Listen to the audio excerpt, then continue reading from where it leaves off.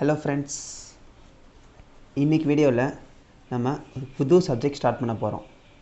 So அந்த சப்ஜெக்ட்டுக்கு ஆன பேஸ், இந்த சப்ஜெக்ட் வந்து நம்ம படிக்க போகிற இந்த வீடியோ வந்து நமக்கு எக்ஸாமில் கேட்க மாட்டாங்க.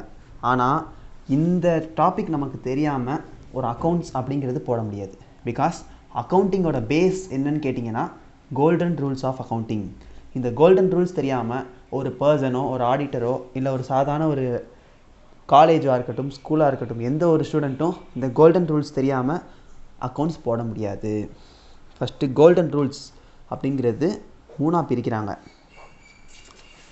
ஃபஸ்ட்டு என்னென்னு பார்த்தீங்கன்னா personal account, second one real account, third one nominal account. இதுதான் அக்கௌண்டிங்கோட பேஸ். மூணு கோல்டன் ரூல்ஸ் இருக்குது. ஒவ்வொரு கோல்டன் ரூல்ஸ்லையும் ஒன்று இருக்கும். டெபிட் ஒன்று இருக்கும், கிரெடிட் ஒன்று இருக்கும். ஏன் டெபிட் ஒன்று இருக்குது கிரெடிட் ஒன்று இருக்குது அப்படின்னு பார்த்தீங்கன்னா மூணுக்குமே இருக்கும், டெபிட்னு கிரெடிட் இருக்குது. ஏன் வந்து நம்ம படிக்கிற இந்த கோல்டன் ரூல்ஸில் ஒரு டெபிட் ஒரு கிரெடிட் இருக்குது அப்படின்னு பார்த்தோம்னா இந்த அக்கௌண்டிங் இந்த கான்செப்ட் வந்து டபுள் என்ட்ரி சிஸ்டம் அப்படிங்கிற ஒரு கான்செப்டை பேஸ் பண்ணி தான் வருது. பிகாஸ் டபுள் என்ட்ரின்னு சொல்லிட்டாங்க. 2 தடவை என்டர் பண்ணால் டபுள் என்ட்ரி கிடையாது. எல்லாருக்கும் அப்படி தான் தோணும், 2 தடவை என்ட்ரி பண்ணால் தானே டபுள் என்ட்ரி அப்படின்னு தோணும். ஆனால் கிடையாது. டபுள் என்ட்ரினா 2 சைடு என்டர் பண்ணுறோம். ஒரு டெபிட்டில் ஒன்று என்டர் பண்ணுறோன்னா அதுக்கு ஆப்போசிட்டாக கிரெடிட்டில் இன்னொரு என்டர் பண்ண போகிறோம். அதனால தான் அது டபுள் என்ட்ரி சிஸ்டம். இந்த அக்கௌண்டிங் டபுள் என்ட்ரி சிஸ்டமை பேஸ் பண்ணுறதுனால நம்ம படிக்க போகிற ஒவ்வொரு டிரான்சாக்ஷனுக்குமே ஒரு டெபிட் இருக்கும், ஒரு கிரெடிட் இருக்கும். இந்த கோல்டன் ரூல்ஸ் நான் வந்து இந்த வீடியோவில் கோல்டன் ரூல்ஸோட பேசிக்கை சொல்லிடுவேன். நெக்ஸ்ட் வீடியோவில் ஒரு டிரான்சாக்ஷனை எப்படி அக்கௌண்ட் பண்ணுறதுங்கிறதோட என்னோட மெத்தடுன்னு சொல்லலாம், இல்லை என்னோட மெத்தடுன்னு சொல்கிறத விட லாஜிக்காக அப்ளை பண்ணி பார்த்து எப்படி வந்து ஒரு அக்கௌண்ட்டை டிரான்சாக்ஷனை வந்து நம்ம வந்து ஜேர்னலில் என்ட்ரு பண்ணுறது அப்படிங்கிறதையும் நான் உங்களுக்கு அடுத்த வீடியோவில் சொல்லிடுவேன். நீங்கள் எந்த மெத்தடில் வச்சு போட்டாலும் உங்களுக்கு ஆன்சர் கரெக்டாக வரும். இது வந்து ரூல் வைஸ் போகிறது.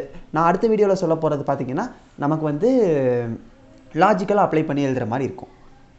இப்போது இந்த கோல்டன் ரூல்ஸில் 3 அக்கௌண்ட் இருக்குது. Personal account, real account, nominal account 3 இருக்குது. இந்த 3 அக்கௌண்ட்டுக்கு ஒரு டெபிட் இருக்கும், ஒரு கிரெடிட் இருக்கும். ஒவ்வொன்றுக்கும் நம்மளோட முக்கியமாக ஒரு டிரான்சாக்ஷன் அப்படின்னு நம்ம ஒன்று பண்ணுறோன்னா அது இந்த 3ல் எந்த அக்கௌண்ட்டுக்குள்ளே வருது அப்படிங்கிறத கண்டுபிடிக்கணும். இது நம்ம இந்த டெபிட்டு கிரெடிட்டுங்கிறத பார்க்குறத விட ஃபஸ்ட்டு பர்சனல் அக்கௌண்ட்னால் என்ன அப்படிங்கிறத பார்க்கலாம். ஒரு இண்டிவிஜுவல் அப்படின்னு சொல்லிட்டா ஒரு தனிப்பட்ட மனுஷன் மட்டும், ஒரு ஹியூமன் மட்டும் இண்டிவிஜுவல் கிடையாது. கம்பெனி, ஃபேர்மு, இந்த மாதிரி ஒரு பர்டிகுலர் ஆளை குறிக்குது அப்படின்னு சொன்னால் அது எல்லாமே பர்சனல் அக்கௌண்ட். ஏன்னா நேமே என்ன சொல்லிடுது, பர்சனல் அப்படிங்கிறது கிடையாது, பர்சன். ஒரு பர்சனை குறிக்கிறது தான் வந்து பர்சனல் அக்கௌண்ட். ஸோ ஒரு பர்சன் வந்தார்னா அந்த இடத்துல வந்து நம்ம அந்த அக்கௌண்ட்டை வந்து பர்சனல் அக்கௌண்ட் அப்படின்னு சொல்லி ட்ரீட் பண்ணணும். இதில் டெபிட் இருக்குது, கிரெடிட் இருக்குதுன்னு சொன்னீங்கன்னா டெபிட் என்ன பண்ணணும்னா receiver, debit the receiver, credit the giver. Personal account அப்படின்னு நம்ம கண்டுபிடிச்சிட்டோம்னா அந்த அக்கௌண்ட்டில் ஒரு பர்சன் யார்கிட்டேருந்தாச்சும் ரிசீவ் பண்ணுறாருன்னா அந்த ரிசீவ் பண்ணுற பர்சனை டெபிட் பண்ணணும். கொடுக்குற பர்சன் யார் கிவரோ அந்த கொடுக்குற பர்சனை நம்ம கிரெடிட் பண்ண போகிறோம். அப்போ தான் பர்சனல் அக்கௌண்ட் வந்து நமக்கு ட்ரீட் ஆகும். அடுத்து ரியல் அக்கௌண்ட் பார்த்திங்கன்னா அசெட்ஸ், எல்லா டைப் ஆஃப் அசெட்ஸு, டேஞ்சிபிளாக இருக்கட்டும், இன்டேஞ்சிபிளாக இருக்கட்டும். இன்டேஞ்சிபிள்னால் நம்ம குட்வில் அதெல்லாம் ஒரு அசெட் தான். ஏன்னா ஒருத்தன்ட்ட கையில் வந்து பில்டிங் எதுவுமே இல்லை, ஆனால் அவர்கிட்ட நல்ல பேர் இருக்குன்னா அதுவும் அவருக்கு ஒரு அசெட் தான். ஸோ அது எல்லாமே வந்து ரியல் அக்கௌண்ட்.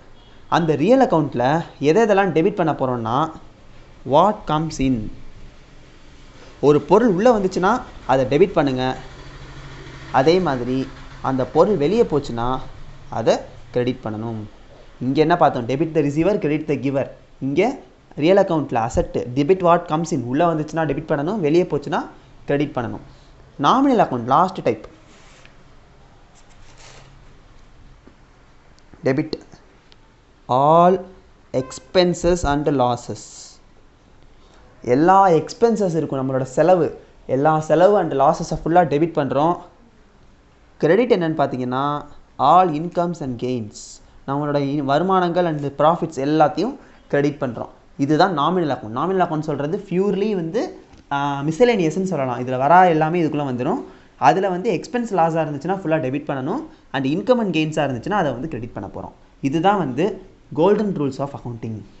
இந்த கோல்டன் ரூல்ஸை வச்சு தான் நம்ம அக்கௌண்ட்ஸில் என்ன ஒரு டிரான்சாக்ஷன் நடந்தாலும் இந்த கோல்டன் ரூல்ஸை பேஸ் பண்ணி தான் வரும். ஸோ நம்ம ஃபஸ்ட்டு நம்மளோட வேலை, ஒரு டிரான்சாக்ஷன் நம்ம பார்க்குறோன்னா இந்த 3ல் எந்த அக்கௌண்ட்டில் வருங்கிறத கண்டுபிடிக்கணும். கண்டுபிடிச்சிட்டோன்னா அந்த அக்கௌண்ட்டில் அது டெபிட்டாக கிரெடிட்டாங்கிறத கண்டுபிடிக்கணும்.